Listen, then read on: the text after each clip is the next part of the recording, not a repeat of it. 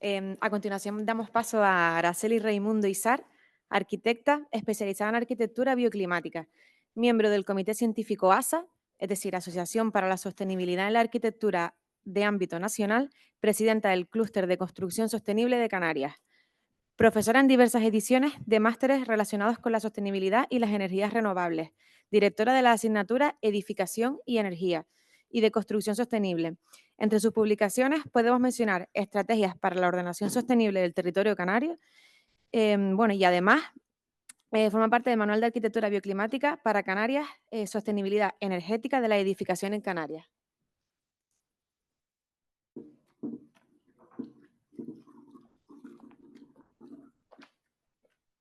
¿Qué tal? Buenos días. Agradecer primero a la organización la calidez y la calidad de las personas que lo están llevando, porque la verdad es que estamos todos encantados. A los ponentes por haberme también hecho este feedback, este interesante feedback entre reflexiones, que es muy interesante también, y a todos los presentes de público, tanto los presentes como los de streaming, porque también nos hacen un feedback muy interesante. Yo soy arquitecta especializada en arquitectura bioclimática desde 1995 y lo que pasa es que según he ido avanzando en mi desarrollo profesional he visto que no depende solo de la arquitectura bioclimática la sostenibilidad de todo lo demás que pase, sino que tiene un recorrido, digamos, corto comparado con el marco medioambiental en el que estamos metidos. Así que poco a poco he ido como ampliando la escala y es un poco lo que les voy a contar, ¿no? Primero les voy a dar un par de pildoritas de a lo que yo me dedico, ¿no? Qué cosas suelo hacer. Luego mi preocupación por la situación actual, también pildoritas, ¿no? De cosas que están pasando que me parece que nos impide avanzar o que incluso nos está haciendo avanzar en la dirección equivocada. Y luego la propuesta en la línea de lo que decía Emilio, completamente de acuerdo. O sea, creo que aunque sea mejorable, aunque luego haya que hacer feedback, creo que es importante no sembrar el desánimo y ir proponiendo cosas y luego ya se irán perfilando, ¿no? Entonces, a lo que me dedico, la arquitectura bioclimática, que suena como una cosa tan vanguardista, ¿no? Es un invento nuevo y realmente no es un invento nuevo, o sea que desde antiguamente, cuando no había energía ni era barata o no era cómoda, digamos, de conseguir, la gente tenía unas estrategias adecuadas para poder adaptarse al territorio, ¿no? Y en un clima frío, pues la edificación al final ocupa las laderas más soleadas y ladera porque no se hacen sombra unas a otras, sino que se benefician. Como es un clima frío, el hueco es muy vulnerable para que se escape, digamos, el calor del hogar, que solía estar en el centro de la vivienda, y esa inercia térmica del cerramiento hacía que se atrapara ese calor y no se perdiera tanto por los huecos. En un clima templado húmedo pasa al revés, o sea, la inercia térmica ahora no es interesante porque hace calor y es preferible que no se fije en digamos, la envolvente que luego lo transmita. Y fíjense en la manera de adaptar las edificaciones a favorecer la penetración de las brisas frescas que vienen de los ríos, porque la tierra se calienta más y el aire pesa menos y se levanta, y entonces llegan las brisas frescas del río. Y bueno, pues es la facilidad de ventilación incluso por debajo, ¿no? Así también tipo palafito. Y en un clima cálido y seco, pues la gente aprovecha la inercia térmica del interior de la tierra para poder favorecer también el no tener ese calor. Así que no es un invento nuevo, y a mí lo que me gustaría es que aquí vieran que hay mucho sentido común y muy poca tecnología. ¿Qué pasó con el movimiento moderno? Pues ahora ha pasado al revés. Hay mucha tecnología y muy poco sentido común, porque la envolvente se volvió una moda. O sea, y este tipo de envolvente lo que hacía era reflejar el poder de determinadas empresas, que daba igual que estuvieran en Estocolmo, que en Sudáfrica, que daba igual. El caso es que tuvieran capacidad para demostrar que somos capaces de hacer un edificio en el que, si no tienes una cantidad de energía importante dentro, es imposible estar dentro, ¿no? Consume muchísimo más que un edificio que esté bien diseñado. Y a mí es el peligro de las modas. Hemos avanzado demasiado tiempo en este tipo de lenguaje, y las modas tienen su peligro, ¿no? Porque al final, si uno implementa una moda que no es la adecuada, pues al final tienes que consumir energía pudiendo haber aprovechado bien el diseño, ¿no? En el año 2011, Margarita de Luxán, que es mi mentora, la arquitecta que me metió en este agujero negro del que no se puede salir, o sea, cuando entras en el sentido común es imposible salir, convencimos al ITC para intentar hacer un manual de arquitectura bioclimática para Canarias. En este manual se estudian las 40 localidades más pobladas del archipiélago y hay diagramas de confort. A ver. Diagramas de confort en el que, como no puede ser de otra manera, están representadas la temperatura y la humedad, y hay una zona en donde a la sombra, que sería la línea esta, se puede estar en condiciones de confort. Pero eso es en condiciones normales, pero lo que se sale por fuera, todavía con diseño, podemos intentar estar dentro del confort también. O sea, una cosa es el confort que nos puede dar el clima solo y otra cosa es las estrategias que podamos utilizar. Y a mí lo que más me interesa de esto es que si ven los diagramas bioclimáticos de las localidades europeas que nos inspiran en el Código Técnico de la Edificación, es que es lo que sí es de obligado cumplimiento, pues ven que las condiciones no tienen nada que ver con las benignas condiciones de Canarias, ¿no? Y dos de los climas más complicados eran La Esperanza y Maspalomas, y ven que con estrategias bioclimáticas en La Esperanza nos quedamos un poquito fuera en invierno y en Maspalomas un poquito en verano, con lo cual con algo de climatización, pero minimizada considerablemente, pues se pueden conseguir unas condiciones de confort interesantes. Canarias es diferente, somos europeos, pero con matices. La arquitectura bioclimática entonces en Canarias es muy sencilla, o sea, lo único que hay que hacer es, mirando el climograma de la zona, pues ver qué es lo que tenemos que hacer, ¿no? En invierno necesitaremos casi siempre captación solar y tenemos que diseñar para captar radiación solar, para poder acumularla en el interior de la masa térmica que deba tener la edificación. Si esto es un suelo de madera, no acumularemos nada. Si el aislamiento lo ponemos por dentro, no acumularemos nada. O sea, hay estrategias que nos dicen cómo lo tenemos que hacer. Y luego, pues el aire caliente tiende a subir, pues con esas ganancias y el círculo del aire, pues podemos tener unas condiciones adaptables. ¿Qué pasa en verano? Pues en verano el mismo diseño, pero con otras estrategias, nos tiene que seguir funcionando. Ahora el sol está más vertical, las protecciones solares que eran de hoja caduca, ahora serán de hoja perenne, y el aire caliente que antes lo teníamos cerrado, ahora lo tendremos abierto, y la masa térmica que está dentro, protegida de la radiación solar, estará fresca y nos ayudará también a equilibrar la temperatura. En Canarias, fundamental, la humedad es muy importante y es un factor de disconfort, y hay que procurar la ventilación cruzada para disipar el exceso de humedad. Solamente con estas estrategias ya el confort de las viviendas puede ser asumible casi sin climatización. Muy importante, el aislamiento térmico debe ir en general por el exterior.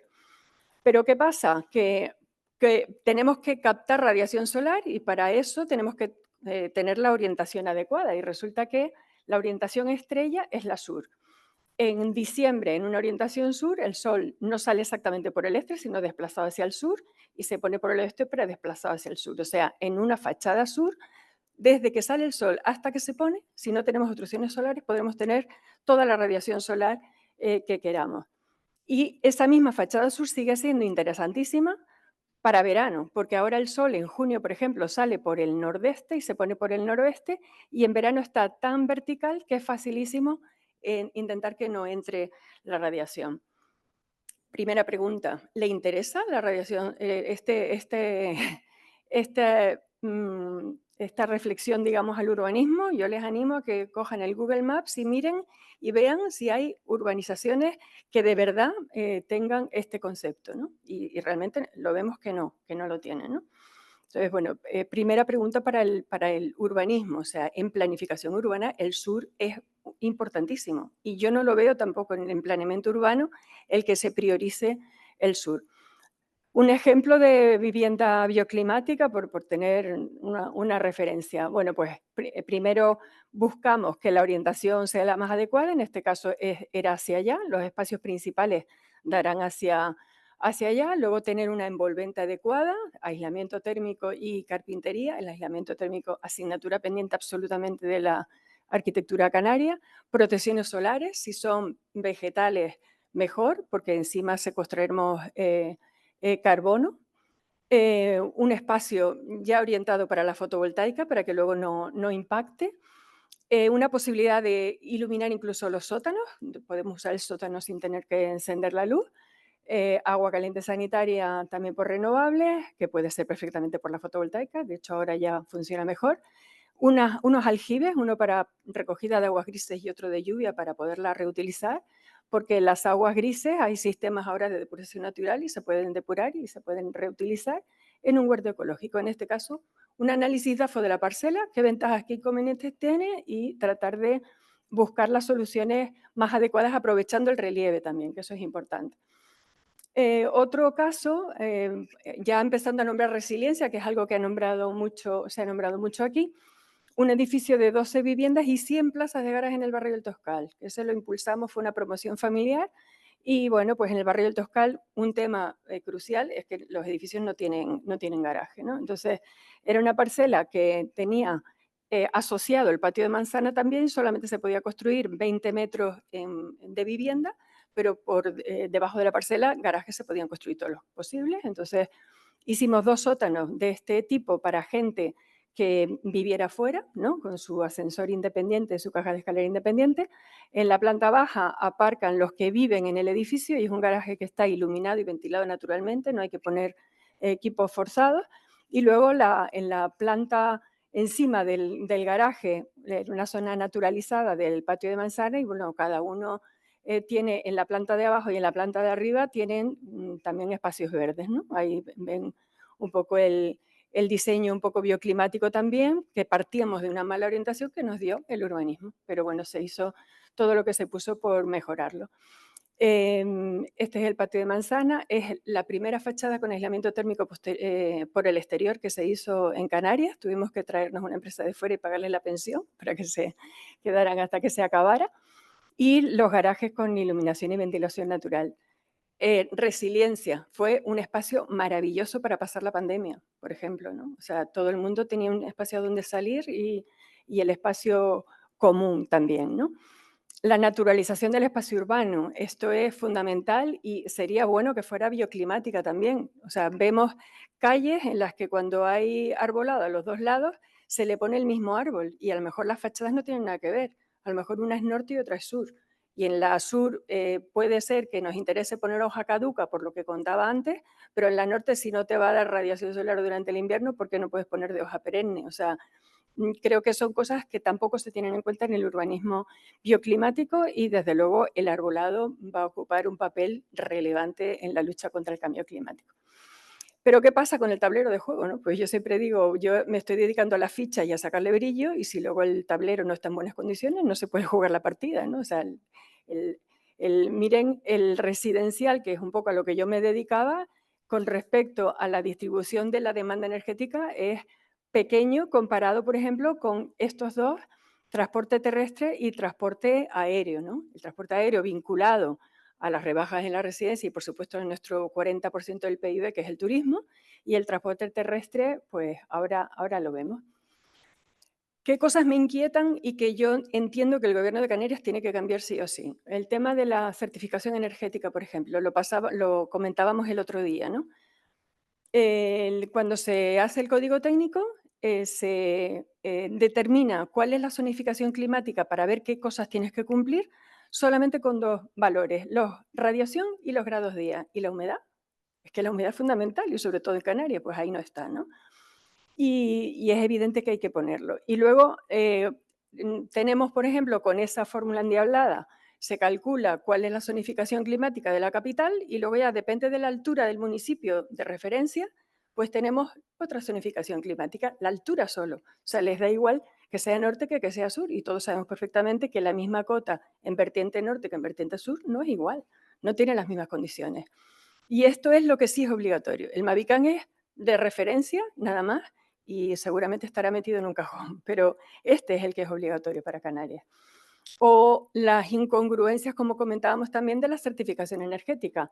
Un edificio que tiene 4 orientaciones, viviendas a 4 orientaciones, tiene la misma certificación para todo el edificio, puede tenerla. Y es evidente que la vivienda que da a sur va a estar en condiciones completamente diferentes que la que da a norte, ¿no? Y sin embargo, vamos a tener una certificación energética que les va a permitir acceder a determinadas subvenciones. O otros disparates, como este es el arrecife Gran Hotel, diseñado por César Manrique, como es un clima bastante severo, pues él lo que hacía era tratar que las habitaciones dieran a unas terrazas que tuvieran ya como una especie de protección solar. Muchos años después se hace esta reforma y le ponen una envolvente de vidrio gigantesca, ¿no? Entonces se incrementa, fíjese en la parte de abajo, es todo puro vidrio, ¿no? Se incrementan las temperaturas, insufrible vivir dentro, un consumo energético descomunal, y entonces ponen geotermia de baja entalpía para enfriar los excesos de ese mal diseño, mal rediseño encima, o sea, se cargaron un buen diseño para aportar uno malo y lo enfrían al mar, ¿no? Y entonces se ganan el premio de sostenibilidad entre 71 hoteles por el hecho de haber metido geotermia de baja entalpía, o sea, calentando el mar, que lo que le faltaba al mar, ¿no? Entonces, bueno, pues son defectos y premios que a mí me inquietan profundamente. O lo que comentábamos el otro día, ¿no? Hacemos una certificación energética y entonces la propia aplicación te dice qué cosas puedes meter para mejorar la letra, ¿no? Y en este caso, por ejemplo, si teníamos una D, por ejemplo, que es lo que tienen casi todos los edificios que no tienen aislamiento, ni equipos, ni nada, si ponemos fotovoltaica, una C; si ponemos térmica, agua caliente sanitaria; pero si ponemos la caldera de biomasa, entonces una A. O sea, quemar biomasa para calentar un edificio que no tiene aislamiento térmico y que eso también genera emisiones de CO2, y que encima, ¿qué biomasa estamos quemando? ¿La que nos viene de fuera, la de la biomasa de los pellets, lo que comentábamos el otro día? Eso no se mira qué consumo energético o qué emisiones tiene ese traslado. O quemamos los residuos locales, los residuos forestales locales, que nos vendrían de maravilla para nuestro medio rural. O sea, es que en Canarias estamos en un 75% de riesgo de desertificación. La siguiente comunidad sería Murcia, que tiene un 40% nada más. O sea, es un disparate dar premios a la biomasa, un disparate, sobre todo si no se pone el aislamiento primero, que es de lo que menos se premia. Y el aislamiento es la asignatura pendiente que no se premia porque cuesta más dinero, pero es que dura toda la vida útil del edificio. Una placa fotovoltaica hay que cambiarla dentro de 20 años, como mucho, ¿no? Y mientras tanto, pues el documento nuestro, el que nos ayuda a diseñar para el clima, es voluntario nada más. Y el que tenemos que cumplir, lo que tenemos que cumplir, a lo que tenemos que adaptar, es lo que les acabo de contar. Entonces, seremos resilientes. Yo no me voy a parar mucho en esto: temperaturas cada vez mayor, lluvia cada vez menos, tormentas marinas altísimas. ¿Y qué es lo que es el responsable? Los gases de efecto invernadero. ¿Y qué sector es el que las produce? La energía. Vamos a concentrarnos y tratar de disminuir el consumo energético. Esta es la evolución. Canarias somos los azules. ¿Y cómo íbamos hasta que llegó la COVID? Nos quedamos sin turismo, o sea que imagínense el turismo, la energía que consume también, ¿no? Bajamos muchísimo más que el resto del territorio nacional, y fíjense a qué velocidad, una vez pasada la COVID, lo estamos recuperando. Y ahora vamos a hablar de los recursos esenciales en Canarias. Energía, por ejemplo. Sostenible, ¿por qué? Porque es renovable solamente. O sea, ¿qué vamos a hacer? Aumentar el consumo energético porque total, tenemos renovables y lo podemos solucionar. Hay que pensar en la vida útil, hay que pensar en estos diagramas del Banco Mundial de la demanda de minerales, que es una cosa que es agotable también, y que estoy de acuerdo con ese movimiento que hay que dice renovables sí, pero no así. Estoy absolutamente de acuerdo con las renovables, pero no con las prioridades, digamos, que se están estableciendo. Porque luego tenemos un sector turístico, el 40% del Producto Interior Bruto. ¿Eso es bueno o es malo? O sea, ¿hay que cuidar el sector turístico porque es el 40%? ¿O hay que tratar de buscar otras economías que equilibren y que nos den un modelo más sostenible económico? Fíjense que dicen que el sector turístico ocupa solamente el 8% de lo que ocupa la población residencial. Y sin embargo, en Tenerife, por ejemplo, el consumo de la hostelería es casi la mitad del sector residencial. pero miren en Lanzarote, o sea, prácticamente tienen el mismo consumo. ¿Esto es sostenible o tendríamos que tratar de reflexionar? ¿Qué oferta turística diferenciadora es la que estamos dando a los turistas y apoyado en qué recursos que no tenemos? Como por ejemplo el agua y la energía. Y luego ayudas para poder impulsar este modelo con este PIB. En el agua es energía también. Aquí en Canarias el agua es un binomio, energía y agua. Y con la declaración de emergencia hídrica, bueno, pues esto es un texto que he cogido. El tema de la depuración tiene unos problemas importantes que todos sabemos y lo que pretenden, aquí había una foto que no salió, que está aquí detrás, que es una macrodepuradora industrial que consume muchísimo, que produce un impacto en el paisaje. Y bueno, pues hay una plataforma en la Isla Baja que han hecho porque esto es lo que se propone en el Consejo Insular de Aguas, es el modelo de saneamiento. Aquí van apareciendo los precios de esto, hacia dónde se va. O sea, esto es hacia dónde se va. La isla precisa 1.000 millones de euros para sus problemas de saneamiento, por ejemplo, ¿no? Entonces, vemos que solamente hay depuradoras industriales en el perímetro, o sea, toda el agua rural llega hasta la costa y luego hay depuradoras industriales y luego se tiene que bombear. Y esto es un consumo energético desproporcionado. Hay una plataforma que se llama Isla Baja, que están haciendo un modelo alternativo para este tema y en el que ellos analizan un poco el esquema de lo que propone el Consejo Insular de Aguas. Otra vez no salió la depuradora industrial, que estaría ahí arriba, y se propone que en los núcleos rurales, donde hasta 5.000 habitantes equivalentes, se puede perfectamente utilizar sistemas de depuración natural que generan biodiversidad, que generan paisaje, que generan forraje para el ganado, que reverdecen los espacios rurales y que si se puede hacer, ¿por qué no se contempla en el plan hidrológico insular? Y luego tenemos el tema de la gestión de los residuos, ¿no? Que es igual de preocupante y centralizada. Y en cuanto a la agricultura, tenemos una dependencia del exterior del 90%. O sea, ahí no tenemos ni de lejos la soberanía, ¿no? Y sin embargo, el consumo del agua, según la persona que lleva el sector de agricultura del Cabildo, el consumo de agua es el 50%. ¿Cómo es posible? O sea, un 90% de dependencia de la agricultura y consumo de agua el 50%. Pues esto es por las plataneras, otro modelo económico que tenemos, que la platanera requiere un agua de muchísima más calidad que, por ejemplo, la que le sale por los grifos a la gente del San Juan de la Rambla, ¿no? Entonces, son cosas un poco de reflexionar sobre el modelo energético, ¿no? Y fíjense que en el diagrama este que les enseñé del consumo energético solamente ponía en agricultura, ganadería y pesca, solamente ponía un 1,38, pero es que no están sumando qué consumo energético tienen los desplazamientos de los barcos, la refrigeración, los residuos que se generan y la distribución. O sea, este gráfico yo creo que ahí la agricultura no está bien representada y es otro tema en el que habría que incidir. Y luego la movilidad. Tenemos, como ya se ha hablado en esta jornada, tenemos un urbanismo muy disperso. En el caso de Tenerife, ese es un urbanismo muy disperso por la vertiente norte.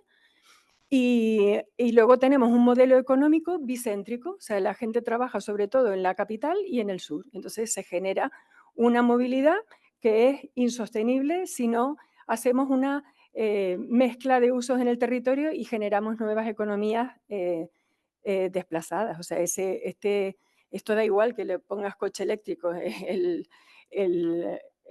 atasco no lo quita el coche eléctrico, ¿no?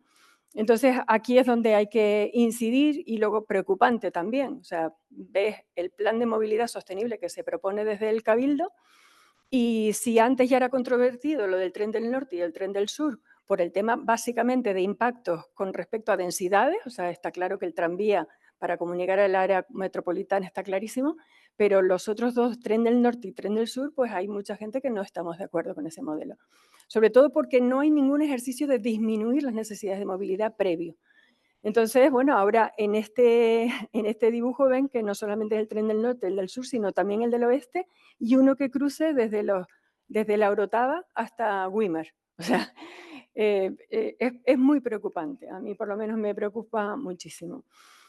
Entonces, está claro que avanzamos hacia un modelo insosteniblemente energívoro. O sea, todos los ejes básicos de la sostenibilidad que hemos estado mirando, todos van a consumir todavía más energía exponencial.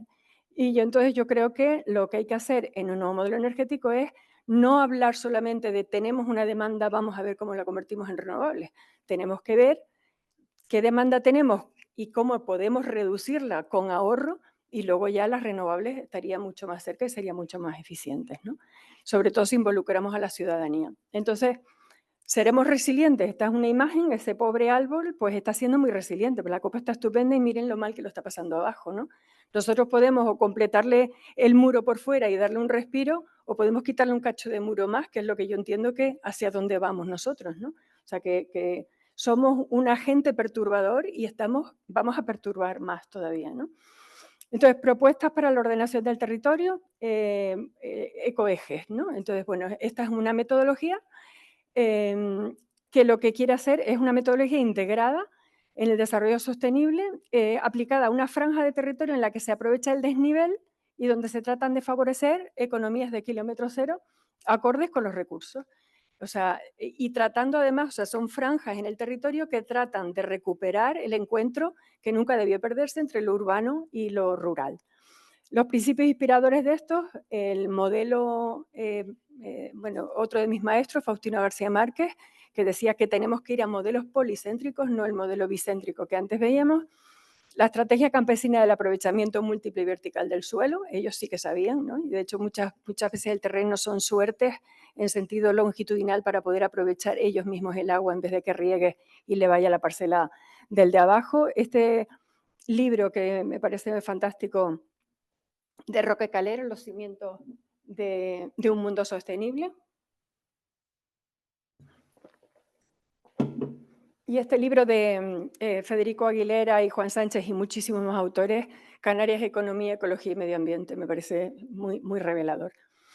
Entonces, ¿por qué ecoejes? Hay muchos sistemas que consumen muchísima energía y que son centralizados que perfectamente se pueden hacer descentralizados. O sea, tratar de cambiar la gestión centralizada por una gestión distribuida.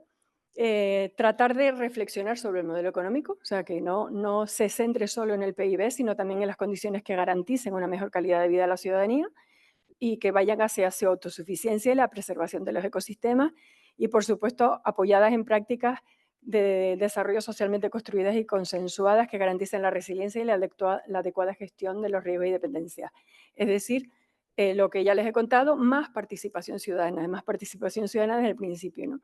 ¿Cuál es el objetivo? Pues lo que hemos hecho hasta ahora ha sido por contratos menores, lo que hemos hecho es como generar un marco sobre el que luego el ayuntamiento pueda actuar. Entonces, ese documento marco y consensuado recoge un poco las que nos parecen las claves para actuar en los territorios, aprovechando sus fortalezas y oportunidades y defendiéndose de amenazas y debilidades. ¿Y cómo se hace? Pues una corporación consensuada, otra vez no ha salido la foto de la corporación, que es fundamental que estén las áreas transversales que tienen que ver con este modelo holístico de ordenación del territorio, un equipo motor multidisciplinar, estoy arquitecta yo, pues llevo la parte de urbanismo y edificación, un economista ambientalista que gestiona los ejes de agua y energía, un físico que lleva las energías renovables, un geógrafo que lleva la parte de producción de alimentos y otro economista que lleva la parte de residuos. Entonces, desde el minuto uno hay participación ciudadana, o sea, primero escuchamos qué es lo que quiere, qué es lo que le viene bien y lo que le viene mal a la gente en el territorio, y luego nosotros les hacemos como feedback de píldoras, explicándoles un poco cuál es nuestra disciplina, cómo lo vemos, y hay veces que ellos, al oírnos las reflexiones, pues vamos acercando puntos de vista. Y esto tiene que ser siempre una sinergia para que al final del proceso pues haya un consenso. Lo hemos hecho en el año 2017, como fue liderado por el Cabildo, o sea, yo se lo propuse al Cabildo y me dijeron que sí, pues hay parte de 2 ayuntamientos, nos parecía mejor que no elegir un solo ayuntamiento. Luego hicimos otro en la parte de la Orotava, no me paro porque seguro que vamos justos de tiempo. Y el último que hemos hecho es el de La Laguna, pero son modelos que se pueden hacer perfectamente para todo el territorio. O sea, se puede hacer un modelo policéntrico en el que estudiemos qué economías se pueden poner en valor de kilómetro cero en cada uno de esos territorios, ¿no? Y tratar de que fomentar esa nueva cultura del territorio en la que volvamos a recuperar esa sinergia que nunca se debió perder entre lo rural y lo urbano. Los ejes de estudio, ¿cuánto me queda para ver un poco? 5 minutos. Bueno, igual me sobra uno. Bueno, pues los ejes de estudio de los ecoejes son los ejes básicos de la sostenibilidad, como decía Roque Calero, energía, agua, producción de alimentos, residuos y residencia. En la laguna hay como dos vertientes, como nos interesa aprovechar el relieve, se pueden hacer dos ecoejes, nos parecía más interesante coger la parte rural que la parte metropolitana, digamos, ¿no? Que ahí ha hecho un trabajo muy interesante Salvador Rueda, pero yo creo que se han dejado fuera toda la parte rural y a lo mejor son dos trabajos que pueden ser complementarios, ¿no? Entonces, analizamos un poco cuáles son los núcleos del municipio y a cada uno de esos núcleos hacemos una participación ciudadana para recorrer el territorio con ellos, que nos digan qué es lo que les gusta, qué es lo que no les gusta y poder tratar de llegar a una aproximación, ¿no? Luego nosotros, con lo que ellos nos han contado y el análisis nuestro de disciplinar, digamos, pues hacemos una serie de propuestas que les comentamos a ellos y entonces hacemos como una especie de posibles estudios de caso y hacemos como unas fichas en las que, con lo que ellos nos han dicho, por ejemplo, el parque periurbano en Valleguerra, pues una zona que es rural y que no se aprovecha para nada y tiene dos institutos cerca, que creo que es muy importante el que los chicos, que son nuestros posibles agricultores del futuro, porque ahora alguien va a un colegio y pregunta, levanta la mano quién quiera ser agricultor y cuántos levantan la mano, o sea, imposible. Entonces, este parque periurbano cerca de los institutos podría servir, porque además está en bajo y lo otro es una ladera que sube, pues podría servir para ir sembrando una conciencia rural y de que podamos enseñar a los chicos cómo se puede ir teniendo una visión distinta del territorio, mucho más resiliente, gracias a lo mejor a ellos. O propuestas de depuración natural, o sea, analizamos un poco el territorio, vimos en dónde había sitio, que eso es importantísimo recogerlo en el planeamiento, porque si no luego ya, una vez ocupado, ya no se puede hacer, y entonces hacer sistemas de depuración natural por los núcleos que permite Europa, ¿no? Hasta 5.000 habitantes, pues en función del espacio que tengamos. O poner una especie de aula bioclimática para la formación en la conciencia rural, en un sendero que proponían los vecinos y que nos parece que está lleno de oportunidades. O poner en valor también una finca agrícola que hay ahora abandonada, bueno, no hay ningún tipo de cultivo, que es del Cabildo y que está cerca de un IES que también tiene mucha trayectoria en cuanto a temas de sostenibilidad, y el CEPA de Tejina, el Centro de Estudios para Adultos, que tienen unas ganas también importantes de difundir un poco lo que es sostenibilidad. O el quinto contenedor inteligente en determinados sitios donde luego además pueden también reciclarse los residuos orgánicos y hacer un compost de proximidad en vez de estarlo trayendo de fuera. O comunidades energéticas, como acaba de contar. La rehabilitación eficiente del CEPA, o sea, todos los edificios canarios en general están con un déficit total de medidas ni bioclimáticas ni de confort. O sea, hay gente que en el Ayuntamiento de La Matanza, en la última reforma que hemos hecho, la gente trabajaba con unos guantes de esos de lana que tenían los dedos al descubierto y hacía un frío espectacular. Aquí también lo hace, entonces, como es un centro que viene tanta gente, es bueno rehabilitar centros para que la gente que los visita pueda ver qué medidas se han implementado y comparar el estado de confort que había antes y después para poder replicarlo a la vez en su casa, ¿no? Es una manera de sembrar. Entonces, con estas fichas tratábamos de buscar el consenso ciudadano, ¿no? Si estaban más o menos de acuerdo, y también, por supuesto, el de la corporación. Y entonces así teníamos una propuesta de preplan en la que lo pasábamos ya a la corporación y ya un poco estaba en sus manos. El otro proyecto que estoy tratando de impulsar es el de sembrar conciencia rural en la línea de lo que les he comentado. Entonces es como un ecoeje pero a otra escala, o sea, buscar colegios rurales donde se puedan activar, por ejemplo, el tema de la rehabilitación eficiente, pero incluso que los niños vean en qué se puede ahorrar energía y que haya delegados, no sé si conocen el proyecto 50-50, en el que en colegios públicos, eso fue el Ayuntamiento de Rubí, en Barcelona, y por eso se llama Rubí Brilla el proyecto, porque de los ahorros el ayuntamiento lo único que pagaba era una auditoría para que explicarles al colegio en qué estaban gastando tanta energía y agua.